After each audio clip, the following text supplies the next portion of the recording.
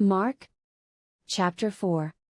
And he began again to teach by the seaside, and there was gathered unto him a great multitude, so that he entered into a ship, and sat in the sea, and the whole multitude was by the sea on the land.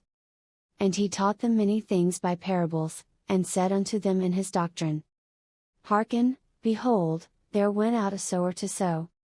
And it came to pass, as he sowed, some fell by the wayside, and the fowls of the air came and devoured it up. And some fell on stony ground, where it had not much earth, and immediately it sprang up, because it had no depth of earth. But when the sun was up, it was scorched, and because it had no root, it withered away. And some fell among thorns, and the thorns grew up, and choked it, and it yielded no fruit. And other fell on good ground, and did yield fruit that sprang up and increased, and brought forth, some 30, and some 60, and some 100. And he said unto them, He that hath ears to hear, let him hear. And when he was alone, they that were about him with the 12 asked of him the parable.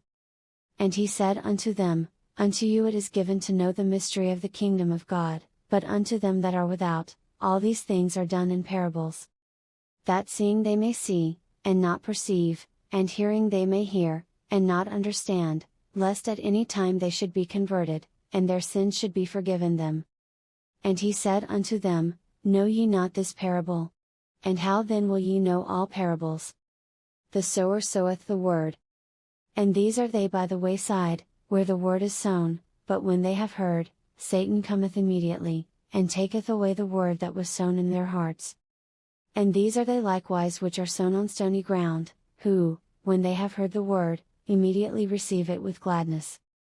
And have no root in themselves, and so endure but for a time; afterward, when affliction or persecution ariseth for the word's sake, immediately they are offended. And these are they which are sown among thorns, such as hear the word. And the cares of this world, and the deceitfulness of riches, and the lust of other things entering in, choke the word, and it becometh unfruitful. And these are they which are sown on good ground, such as hear the word, and receive it, and bring forth fruit, some 30-fold, some 60, and some 100. And he said unto them, Is a candle brought to be put under a bushel, or under a bed? And not to be set on a candlestick? For there is nothing hid, which shall not be manifested, neither was anything kept secret, but that it should come abroad. If any man have ears to hear, let him hear. And he said unto them, Take heed what ye hear, with what measure ye mete, it shall be measured to you, and unto you that hear shall more be given. For he that hath, to him shall be given, and he that hath not, from him shall be taken even that which he hath.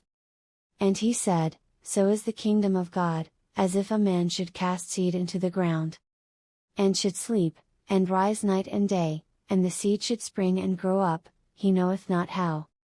For the earth bringeth forth fruit of herself, first the blade, then the ear, after that the full corn in the ear. But when the fruit is brought forth, immediately he putteth in the sickle, because the harvest is come. And he said, Whereunto shall we liken the kingdom of God? Or with what comparison shall we compare it? It is like a grain of mustard seed, which, when it is sown in the earth, is less than all the seeds that be in the earth. But when it is sown, it groweth up, and becometh greater than all herbs, and shooteth out great branches, so that the fowls of the air may lodge under the shadow of it. And with many such parables spake he the word unto them, as they were able to hear it. But without a parable spake he not unto them, and when they were alone, he expounded all things to his disciples. And the same day, when the even was come, he saith unto them, Let us pass over unto the other side. And when they had sent away the multitude, they took him even as he was in the ship. And there were also with him other little ships. And there arose a great storm of wind, and the waves beat into the ship, so that it was now full. And he was in the hinder part of the ship, asleep on a pillow, and they awake him, and say unto him, Master, carest thou not that we perish? And he arose, and rebuked the wind, and said unto the sea, Peace, be still. And the wind ceased, and there was a great calm. And he said unto them, Why are ye so fearful? How is it that ye have no faith? And they feared exceedingly, and said one to another, What manner of man is this, that even the wind and the sea obey him?